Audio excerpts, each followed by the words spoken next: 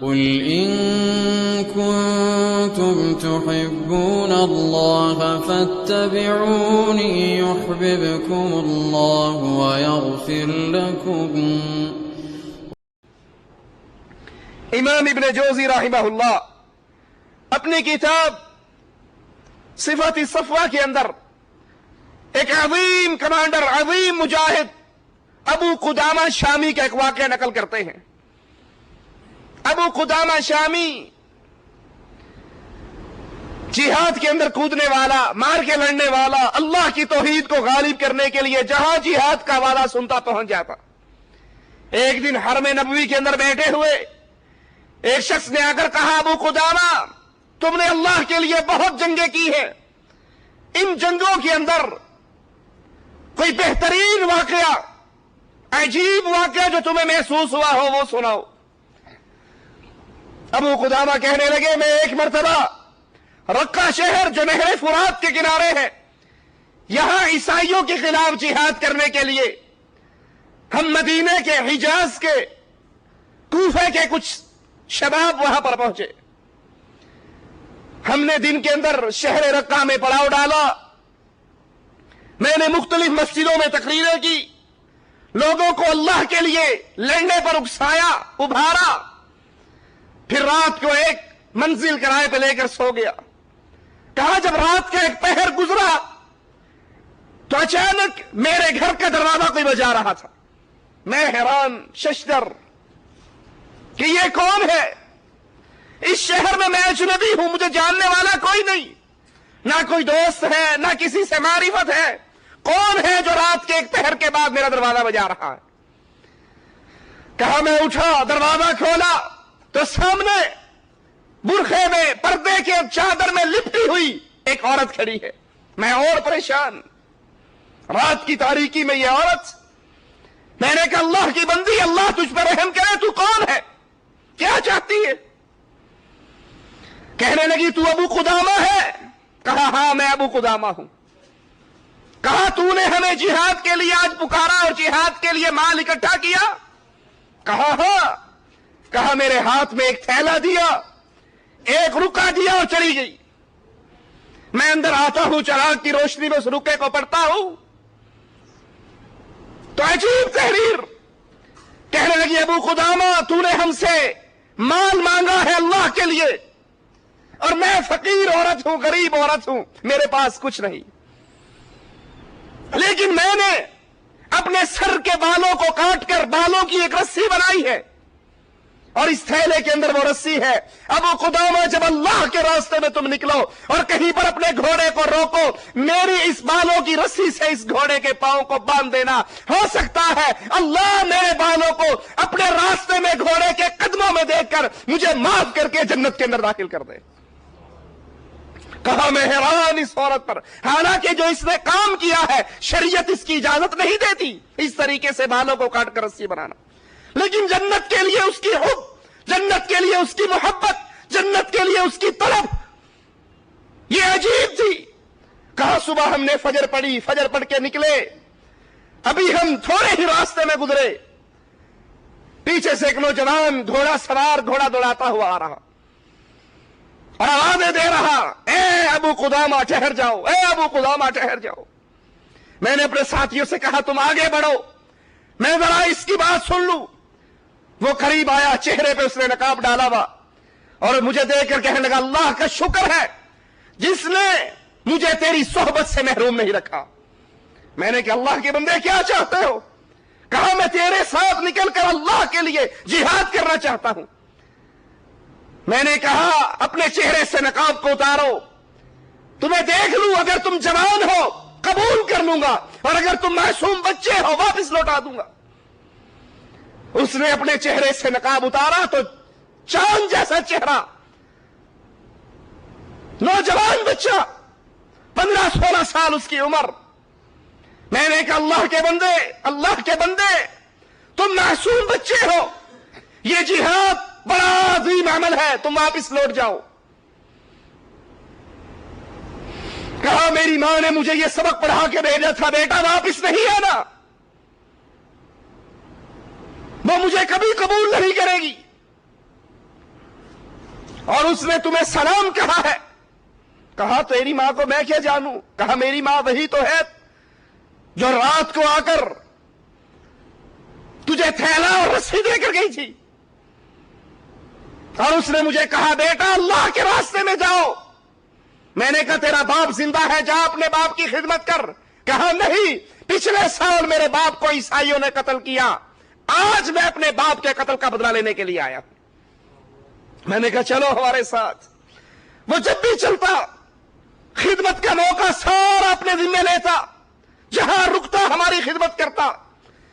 کہا وہ ایک جگہ پر کھانا بنانے کے لیے ہم رکے تو کہنے لگا میں تمہارا خادم ہوں, تمہارے لیے کھانا میں تیار کروں گا. لشکر کے پڑاؤ سے تھوڑے فاصلے پر پتھروں کو اکٹھا کر کے اس نے آگ جلائی, ان کے نیچے اوپر ہنڈیاں رکھی, لیکن سفر سے تھکا ہوا ایک پتھر سر کے نیچے رکھ کر آرام کرنے کے لیے لیٹ گیا. ابو قدامہ کہتے ہیں میرے ساتھیوں نے کہا کہ وہ کھانا بنانے والا بہت دیر ہوگی نہیں آیا, جاؤ اس کی خبر لو. کہا جب میں اس کی خبر لینے کے لیے نکلا, کیا دیکھتا ہوں ہنڈیا چولہے پر ہے اور وہ پتھر سر کے نیچے رکھ کے سو رہا ہے. میں نے کہا یہ بہت تھکا ہوا ہے, میں اس کو نہیں اٹھاتا, میں ہنڈیا خود ہی بنا لیتا ہوں. لیکن اچانک وہ بچہ مسکرانا شروع ہوا. مسکراہٹ ہنسی میں تبدیل, ہنسی کرکے میں تبدیل. اپنے ہاتھوں کو آگے بڑھاتا ہے, پھر ہاتھ کو نیچے کر لیتا ہے اور کہتا ہے کہ ٹھیک ہے کل ظہر کے بعد پھر ملاقات ہوگی. یہ کہہ کر اس کی آنکھ کھل گئی. مجھے دیکھتے ہی کہنے لگا چچا ہٹ جاؤ, کھانا میں بناؤں گا. میں نے کہا اللہ کی قسم نہیں, پہلے تو بتا یہ تیرا ماجرا کیا ہے. تو سوتے میں کبھی مسکراتا ہے, کبھی ہنستا ہے, کبھی ہاتھ آگے بڑھاتا ہے, کبھی ہاتھوں کو پیچھے کرتا ہے, یہ کیا ماجرا ہے. کہنے لگا ابو قدامہ یہ اللہ اور میرے درمیان ایک معاملہ ہے, اس کو پردہ رہنے دو. میں نے کہا نہیں, صحبت کا حق ہوتا ہے, مجھے بتا, ہو سکتا ہے یہ واقعہ میرے لیے بھی ہدایت کا باعث بن جائے. کہا چچا میں سویا ہوا اور سوتے ہوئے میں نے خواب دیکھا کہ میں اللہ کی جنت میں داخل ہو گیا. دودھ کی نہریں, شہد کی نہریں, عجیب منظر جو میں نے زندگی میں کبھی نہیں دیکھے. اور ایک محل کے سامنے سے گزرا, حسین و جمیل لڑکی ہے وہاں پر موجود, اور ایک ان میں سے میری طرف اشارہ کر کے کہہ رہی ھذا زوج المرضیہ, یہ مرضیہ کا خامند, یہ مرضیہ کا زوج. میں نے اس سے کہا کیا تو مرضیہ ہے؟ کہنے لگی نہیں, اس محل کے اندر داخل ہو جا, اس محل کے اندر مرضیہ ہے, میں تو مرضیہ کی خادماؤں میں سے خادمہ ہوں. کہا میں اس محل میں داخل ہوا, سونے کا پلنگ جس پہ جنت کی ایک حور بیٹھی ہوئی, اور مجھے دیکھ کر کہنے لگی اللہ کا شکر ہے جس نے مجھے تیرے لیے اور تجھے میرے لیے پیدا کیا. میں نے اس سے پوچھا میں کہاں ہوں؟ کہا تو جنت میں ہے.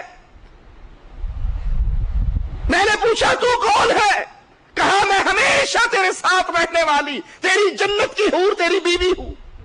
کہا میں نے اپنے ہاتھ کو آگے بڑھایا, اس نے پیار سے میرا ہاتھ پیچھے کر کے کہا نہیں ابھی نہیں, کل ظہر کے بعد ملاقات ہوگی, کل ظہر کے بعد ملاقات ہوگی. میں نے اس سے کہا بھتیجے تو نے بڑی خیر دیکھی ہے, بڑی اچھی چیز دیکھی ہے.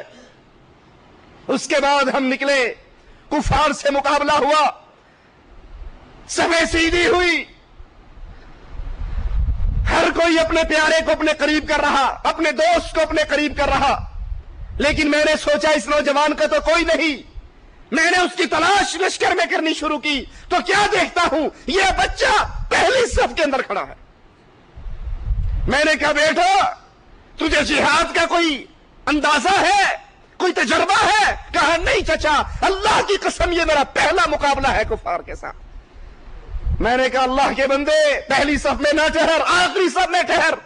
اگر فتح ہوئی تو بھی ہمارے ساتھ فتح پائے گا, اور اگر مسلمانوں پر کوئی مصیبت نازل ہوئی تو سب سے پہلے مقتول تو نہ ہوگا.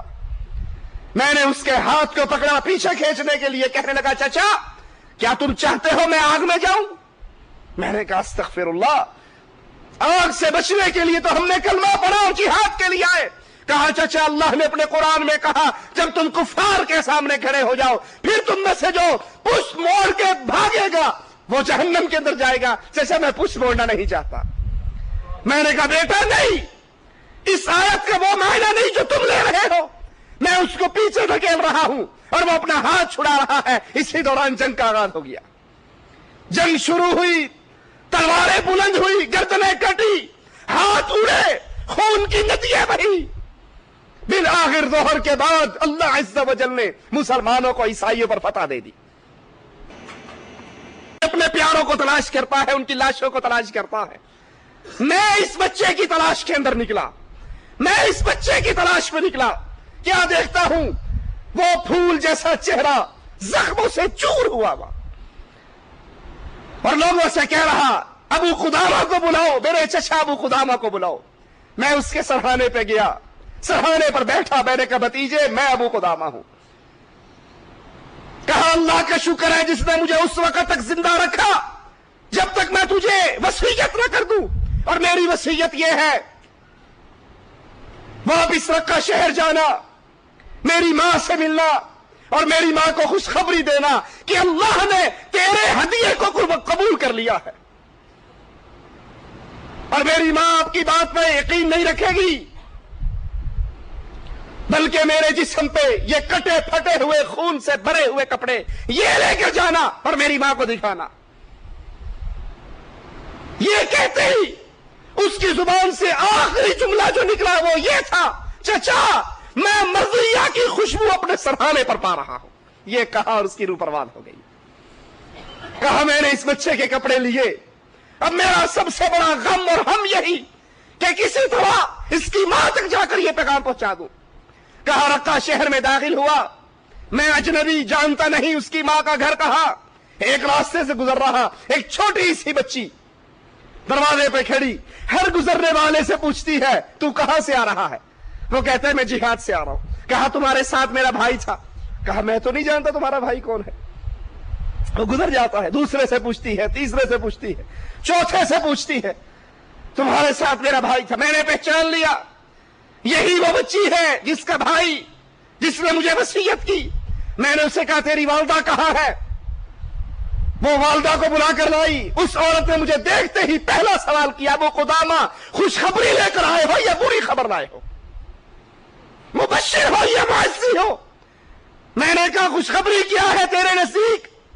کہا اگر تو یہ خبر لے کر آیا میرا بیٹا کافروں سے لڑتا ہوا اپنے جسم کے ٹکڑے کروا کر اللہ کی جنتوں کا مہمان بن گیا تو تو خوشخبری لے کر آیا ہے, اور اگر یہ خبر لایا ہے کہ بچہ زندہ بچ گیا اور مال غنیمت لے کر آ رہا ہے تو تیری خبر میں کوئی خوشی نہیں ہے. میں اس عورت کے جذبات میں حیران. میں نے کہا نہیں اللہ کی قسم اگر یہ بات ہے تو پھر میں خوشخبری لے کر آیا ہوں, خوش ہو جا, اللہ نے تیرے بچے کی قربانی کو قبول کر لیا. کہنے لگی کوئی دلیل دو, اور میرے ہاتھ کے تھیلے پر اس کی نظریں ہو. میں نے اس کو وہ کپڑے دیے جن سے خون نکل رہا, جس میں اس کی شہادت کے آثار. وہ لیتے ہی اللہ اکبر کی صدا لگاتی ہے, اپنے گھر میں داخل ہو کے دروازے کو بند کر کے کہتی ہے اللہ پچھلے سال میرے خامد نے تیرے راستے میں اپنی جان کی قربانی دی, اس سال میرے بیٹے نے قربانی دی. اگر اللہ تو نے میری اس قربانیوں کو قبول کیا تو ایک سوال کرتی ہوں اللہ مجھے جنت میں داخل کر دے. میں نے دروازے کو بجایا, کہیں یہ دروازہ کھول دے, اس کو کوئی مال کی ضرورت ہو, میں لوگوں میں اس کا تعارف کرواؤں, اس کی شان بلند ہو. لیکن واللہ نہ اس نے دروازہ کھولا نے میرا کرام سنا. زبان سے ایک ہی بات کہتی ہے اللہ اگر یہ قربانی ہے تیری ذات کے لیے تو نے ان کو قبول کر لیا ہے, پھر ایک سوال کرتی ہوں اللہ مجھے جنت عطا کر دے. سوچئے یہ جنت کے سچے متلاشی, یہ جنت کے سچے سوداگر جنہوں نے یہ فیصلہ کر لیا زندگی کے اندر ایک ہم اور غم ہے, کسی طرح ایسا کام کر گزرے اللہ راضی ہو کے جنت عطا کر دے.